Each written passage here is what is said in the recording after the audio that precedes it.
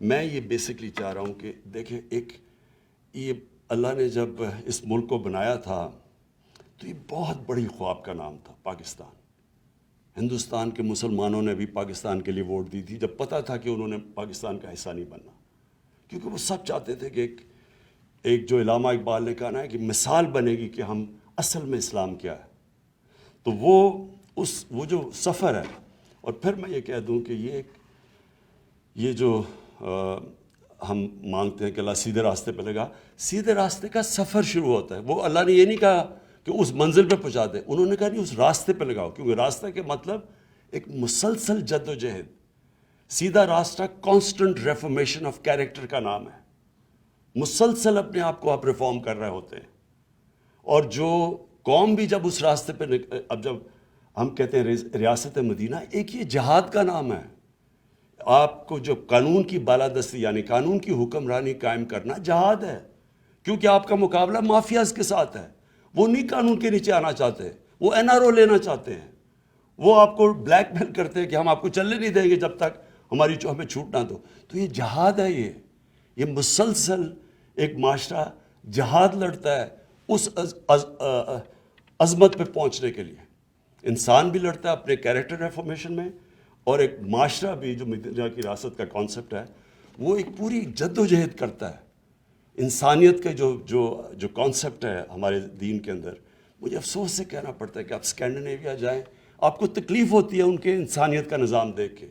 کتنی زبردست welfare state. وہ جانوروں کو کیسے رکھتے ہیں, انسانوں کی تو دور کی بات ہے.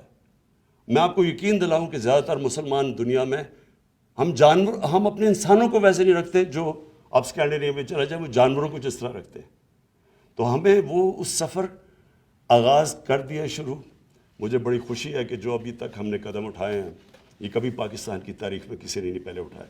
یعنی جو سب سے بڑی چیز ایک گھر میں بیماری ہوتی ہے تو سب سے بڑا حالات ان کی تکلیف کیا تکلیف ہوتی ہوگی کہ جب وہ گھر میں کوئی بچہ بیمار, ماں باپ بیمار, کہ ان کے پاس پیسے نہیں علاج کروانے کے لیے. تو ہیلتھ کارڈ یہ جو سب سے پہلا کہ سارے گھروں کے اندر ہر خاندان کے پاس 10 لاکھ کی ہیلتھ انشورنس, یہ بہت بڑا قدم تھا. بڑی مشکلوں سے ہم یہاں پہنچے.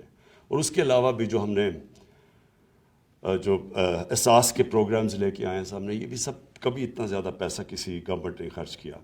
اور پھر یہ جو پناہ گاہ ہیں یہ بھی مجھے یاد ہے, ہم جب بھی وہ راوی سے ہم پل کراس کرتے تھے داتا صاحب کے سامنے, وہ بیچ میں وہ جو سڑک کے بیچ میں جگہ ہوتی وہاں اس طرح لوگ سوئے ہوئے ہوتے تھے. اور میں سوچتا تھا ان کے اوپر وہ سارا ڈیزل کا وہ جو دھواں ہے وہ پڑ رہا ہوتا تھا, ان بیچاروں پہ ساری مٹی پڑی ہوتی تھی. کبھی کسی نے نہیں سوچا کہ کتنا خرچہ آتا ہے کہ آپ پناہ گاہ بنا کے وہ بیچارے وہاں سو جائیں, وہاں کھانا پینا ان کو دے دیں. آپ کوئی خرچہ تو نہیں ہے, احساس صرف چاہیے کہ ایک انسانیت کا آپ کا کانسیپٹ ہو, جو کہ وہ ملک جو اپنے آپ کو مسلمان نہیں کہتے لیکن وہاں ہے.